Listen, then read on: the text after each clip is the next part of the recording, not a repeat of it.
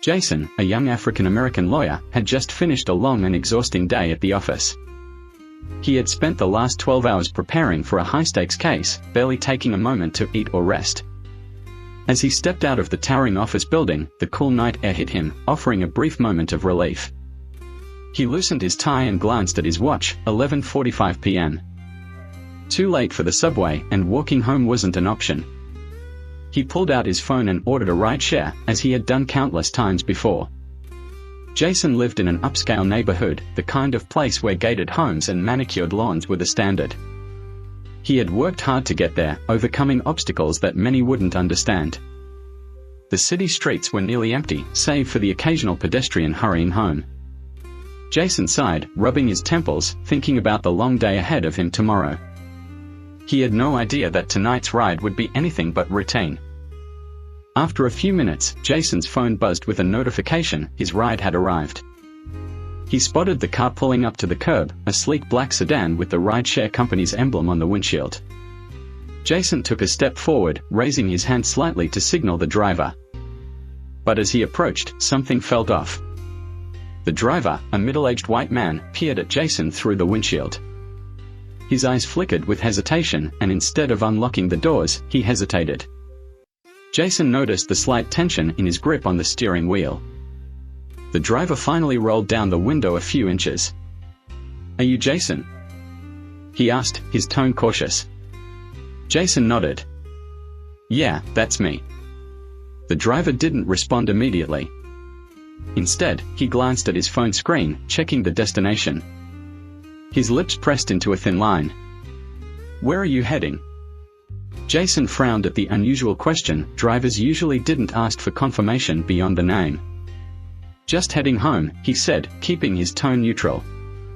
He named his address, expecting the driver to simply nod and unlock the doors. But instead, the man's expression hardened slightly. For a moment, silence stretched between them. Then the driver shook his head. "I don't go to that part of town." "Sorry."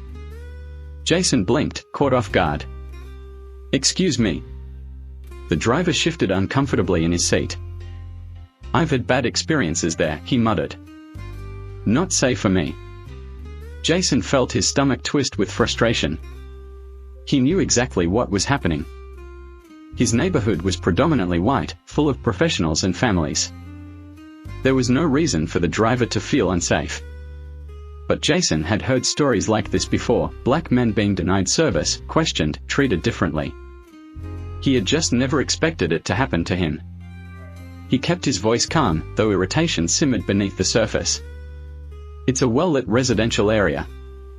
I've taken rides there plenty of times." The driver shook his head again. "Look, man, I just don't feel comfortable. Maybe you should try another driver." And with that, he tapped his phone, canceling the ride. Jason barely had time to register what was happening before the car sped off, leaving him standing there on the deserted street, his breath fogging in the cool night air. Jason stood frozen in place, gripping his phone tightly. He had been denied service before, but never so blatantly. His heart pounded with frustration, his mind racing. Should he report this? Would anyone even care? He checked his app, ride cancelled. The next available car was 15 minutes away. He clenched his jaw, debating whether to try again or find another way home. But why should he have to? This was supposed to be a basic service, something available to everyone. As he stood there, a group of young men exited a nearby bar, laughing as they easily hailed a rideshare.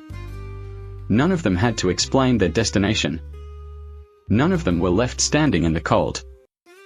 The next morning, still simmering from the night before, Jason took to social media. He described the incident in detail, adding a screenshot of the cancelled ride. Within hours, his post started gaining traction. Others began commenting with similar experiences, stories of being denied service, questioned unfairly, or feeling unwelcome in their own city. The conversation grew, spreading beyond his circle of friends. Soon, news outlets picked it up, using Jason's story as a case study in modern racial bias. Faced with mounting public pressure, the rideshare company released a statement condemning discrimination. They promised an internal review, but Jason wasn't satisfied with empty words.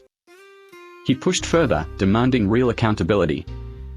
Eventually, the company implemented new policies, including sensitivity training and anonymous reporting features for biased behavior. It wasn't a perfect solution, but it was a step in the right direction. Jason finally got home that night, but the experience stayed with him. The fight for equality wasn't over. But at least, for one night, his voice had been heard.